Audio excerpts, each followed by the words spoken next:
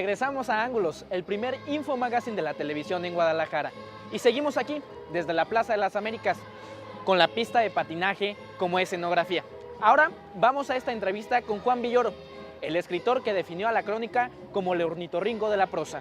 Él nos afirma en esta entrevista que el futuro de México no es muy halagüeño. Y es que el regreso del PRI parece que no le gustó mucho. Regresamos. En muchas cosas el país ha cambiado enormemente desde entonces, pero en otras hay unas similitudes preocupantes, ¿no?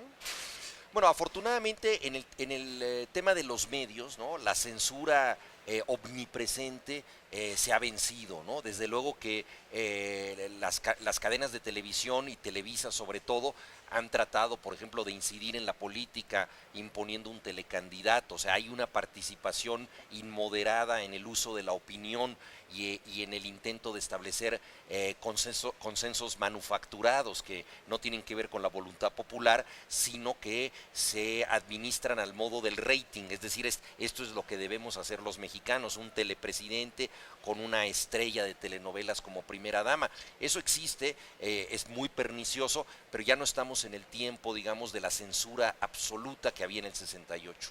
Por fortuna, ¿no? Sí, por fortuna. Ahí los medios han aumentado sus márgenes de libertad de expresión. Siempre ha habido más tolerancia para lo que se publica en los periódicos y sobre todo en los libros, porque los políticos no leen, ¿no? Como se demostró aquí en la FIL con la presencia de Enrique Peña Nieto. Así es, el año pasado que no pudo recordar los 3 libros que lo habían marcado. Exactamente.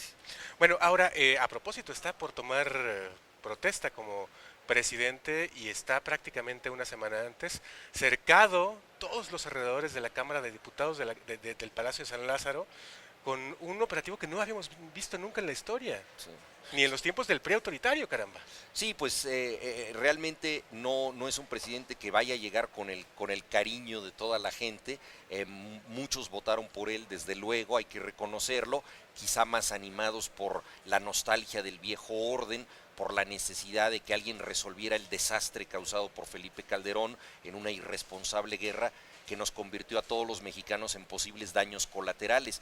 La gente harta de este desgobierno optó por el regreso de lo anterior, que no necesariamente era lo más democrático y lo más positivo. Al contrario, es una gran paradoja que se hagan elecciones democráticas o pretendidamente democráticas para elegir al partido que siempre negó la democracia, que hizo fraudes electorales, que compró votos, que acarreó mucha gente, que tuvo una relación corporativa con los sindicatos, que creó incluso expresiones como la operación tamal, los desayunos antes de las elecciones. Bueno, es una gran paradoja, ¿verdad?, que se escoja al antihéroe, pero la nostalgia del orden llevó a eso y efectivamente regresa como un antihéroe, protegido, rodeado de vallas. Veremos qué es lo que nos espera en este regreso al pasado. Ahora, en el caso de lo que sucedió en las elecciones pasadas, ¿tú eres de la idea de que hubo fraude o de que no hubo fraude? Yo creo que fue una elección en donde es muy difícil comprobar, digámoslo así, que hubo un fraude orquestado, cibernético, como el de 1988, que llevó a Carlos Salinas de Gortari a la presidencia. O sea, no podemos documentar una caída del sistema. Pero hay muchas suciedades en la campaña que no fueron aclaradas. Hubo una actuación ineficiente por parte del IFE, con sospechas innecesarias, por ejemplo, adelantar la hora en que se avisa el resultado de la contienda. Si tú señalas una hora para el conteo de votos, adelantarla, por la razón que sea, se presta a suspicacias, ¿no? Hay un tema además gravísimo. El financiamiento de las campañas solo se da a conocer en enero del próximo año. O sea, pasan muchos meses para que se sepa cómo se financiaron las campañas. El TRIFE tiene que decidir un par de meses después de la elección qué fue lo que pasó, pero no tiene la información del financiamiento. Entonces tienen que juzgar espectralmente, conjeturalmente qué fue lo que sucedió. Está muy mal, digamos, vigilada la elección en ese sentido. Y luego hay muchas cosas que todos vimos en YouTube, que había boletas duplicadas, que había compra de votos en casillas, está grabado en videos. Hay muchos documentos que convirtieron a las boletas en basura, que se encontraba en lugares tiradas como desperdicio. Y hay muy pocas sanciones al respecto. Entonces también yo creo que fue una elección con suficientes irregularidades como para decir que no fue perfecta y que tuvo muchos defectos. ¿Qué tal? Juan Villoro no se queda callado con nada. Y ahora En la siguiente entrevista vamos a conocer a Francisco Martín Moreno, quien les deja un mensajito a la Iglesia Católica y a esa historia oficial que siempre nos crea mitos. Vamos para allá. Yo tengo la fortuna de que todos mis libros los ha recibido muy bien el público. Y un día que me preguntaron que qué hacía yo para mantenerme en el gusto del público, le dije, pues con todo respeto, nada. El día que yo escriba para darle gusto al público, en ese momento yo me estoy traicionando. Y si yo me traiciono, ya no me desahogo. Y si no me desahogo, ya no serví para escritor. Entonces yo no tengo que hacer nada para gustar al público. Tengo la inmensa fortuna de que lo que escribo al público le gusta. Esa es mi gran ventaja. Pero yo escribo lo que yo siento, lo que me sale de las entrañas. Eso escribo, con independencia que le guste o no le guste al público. Y desde la necesidad de escribir, entonces. Desde la necesidad de escribir, es una necesidad compulsiva de escribir y de contarlo, porque la historia de México está llena de embustes, está llena de mentiras, está llena de patrañas, y por esto es que hay que escribir la verdadera historia o acercarnos lo más que se pueda a la verdad, porque la verdad absoluta no existe, cada día se descubren más elementos de prueba. Entonces, bueno, hace falta acercarnos a la verdad con valentía y con un gran sentido de la dignidad, ¿no? Claro, y por otra parte también con un gran sentido del humor y con un sentido humano, porque lo que haces en esas revisiones históricas es poner como humanos a esos que nos ponen como estatuas o como gente que era inalcanzable, ¿no? Pero bueno, no eran humanos, entonces ¿por qué insiste la historia oficial en presentárnoslos como si fueran héroes sacralizados, sempiternos, incuestionables, perfectos, cuando en realidad, por ejemplo, el propio Morelos y el propio Hidalgo eran dos hombres verdaderamente cachondos, les encantaban las mujeres, las disfrutaban, las tenían, ¿no? Entonces cuando pongo a Morelos haciendo el amor, la gente se escandaliza. ¿Cómo al padre de la patria haciendo el amor? Pues si tuvo hijos, nada más que yo sepa, hay una manera para tener hijos, ¿no? Y más en el año de 1808, 9 y 10, que es cuando Morelos tuvo a sus hijos, ¿no? Que no había televisión. Que no había televisión ni inseminación artificial.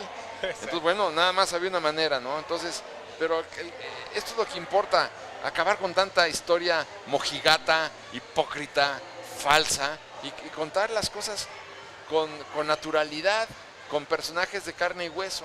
Ahora, ¿por qué crees que sigue habiendo una especie de corriente de pensamiento que 200 años después sigue insistiendo en eso, en que hay que mantenerlos, pues, con esa imagen sacralizada, que la verdad es que es una hipocresía? Una hipocresía. Lo que pasa es que hay muchos intereses creados, y los intereses creados sobre todo a la iglesia, ¿no? Por ejemplo, en el caso de la iglesia, no se ha dicho, por ejemplo, que la iglesia es y ha sido el principal enemigo de este país. La iglesia ha destruido este país y lo sigue destruyendo. Y mientras no entendamos que la iglesia es el peor enemigo que ha tenido México en su historia, la iglesia católica, pues entonces no vamos a entender la realidad de México. No vamos a entender que la iglesia, por ejemplo, en 1820 era propietaria del 52% de la extensión territorial del país. Del 52%. 52%. Wow. Era la que tenían los bancos, tribunales privados, ejércitos particulares, guardias blancas, y además era la que supuestamente educaba. Por ejemplo, cuando sostengo por qué es la peor enemiga, porque a la Iglesia Católica se le encargó educar al México de la colonia. Durante esos 300 años quien educaba, entre comillas, era la colonia. ¿Qué hizo la iglesia? Educó nada más a los hijos de los príncipes, de los grandes españoles influyentes, pero cuando llega Iturbide al poder, después de 300 años de la Inquisición, que fue la institución más perversa que haya existido hasta la llegada de los nazis en la historia de la humanidad, bueno, ¿qué es lo que sucedió? 98% de los mexicanos no sabían ni leer ni escribir cuando Iturbide llegó al poder en 1821. ¿A dónde vas con un país de analfabetos? ¿Cómo vas a construir un país de analfabetos? Claro. Entonces, claro, y de ahí todos los cargos se oponen a la Constitución de 1824 y dan un golpe de Estado al gobierno de Gómez Farías. Se oponen a la Constitución de 57 y financian la guerra de reforma. Se oponen a la Constitución de 1917 y financian la rebelión cristera.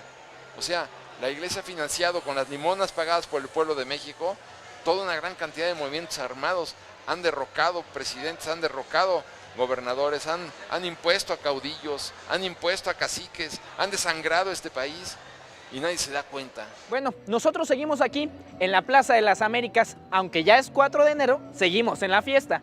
Usted no dude en asistir a las plazas que tienen pistas de patinaje como esta, en Tlaquepaque, Guadalajara, Tlajomulco y aquí también en Zapopan. En el siguiente bloque vamos a ver lo mejor de las entrevistas de la FIL 2012. ¡Felicidades!